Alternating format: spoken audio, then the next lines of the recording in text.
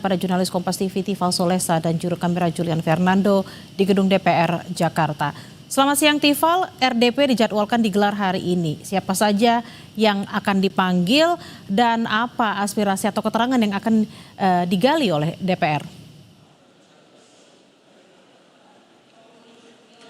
Ada 3 pihak yang diundang dalam rapat dengar pendapat umum atau RDPU di Komisi 3 DPR RI berkaitan langsung dengan kasus yang terjadi di Sleman, Yogyakarta ini. 3 pihak itu antara lain Kapolresta Sleman, Yogyakarta, Kombes Edi Setianto, ada juga undangan terhadap Kepala Kejaksaan Negeri Sleman, Bambang Yuniarto, serta pihak dari Hogi Minaya. Tapi yang kami terima agendanya dituliskan dalam keterangan itu adalah penasihat hukum dari Hogi Minaya. Kami masih butuh konfirmasi lagi apakah dari Hogi dan Arsita Minaya ini juga akan hadir dalam rapat dengar pendapat umum yang dijadwalkan bakal berlangsung pada pukul 1 siang waktu Indonesia bagian Barat di ruang rapat Komisi 3 DPR RI di Gedung Nusantara 2 Kompleks Parlemen Senayan, Jakarta. Untuk agenda utamanya adalah mendengarkan aspirasi dari ketiga pihak yang diundang ini, baik itu dari Hogi maupun juga dari penasihat hukum, lalu juga dari Kapolresta Sleman maupun juga Kajari, menyangkut proses hukum yang sebetulnya sudah bergulir sejak tahun 2025 lalu. Tepatnya kasus ini bermula di tanggal 26 April, saat itu hampir 1 tahun yang lalu kasus ini muncul ke permukaan dan baru belakangan ini kemudian viral di jagat maya maupun di media sosial X yang disampaikan langsung oleh istri Hogi, Arsita Minaya, atas kasus yang menjerat suaminya.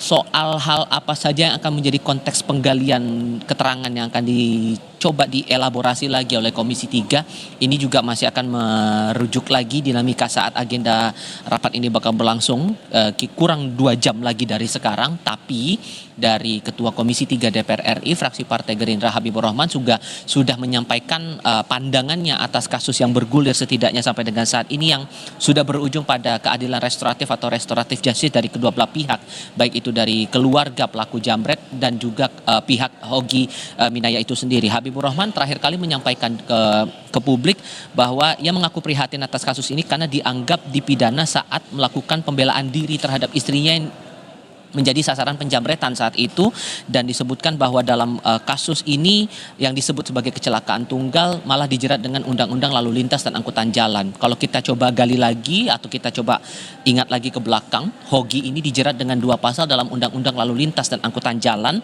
persisnya di pasal 310 ayat 4 dan pasal 311 undang-undang LLAJ, yang pada intinya diterangkan di situ bahwa ada pidana penjara maksimal 6 tahun dan tambahan denda sebesar 12 juta rupiah apabila melakukan tindak kecelakaan yang berujung pada meninggal dunianya seseorang. Nah, sampai pada akhirnya dilakukan restoratif justice kepada kedua belah pihak dan membuat Hogi tidak lagi mengenakan alat Global Positioning System atau GPS sebagai statusnya sebagai tahanan kota. Ini juga yang tampaknya bakal digali lagi lebih lanjut oleh Komisi 3 DPR RI dalam rapat dengar pendapat umum yang akan berlangsung hari ini. Bella. Baik, kita akan nantikan seperti apa rapat dengar pendapat yang akan dilakukan pada siang hari nanti pukul 1 antara DPR dan juga beberapa pihak yang dipanggil pada siang hari ini. Terima kasih atas laporan Anda, jurnalis Kompas TV Tifal Solesa dan Julian Fernando dari DPR. Selamat bertugas kembali. Kita ke sorotan lain, Saudara.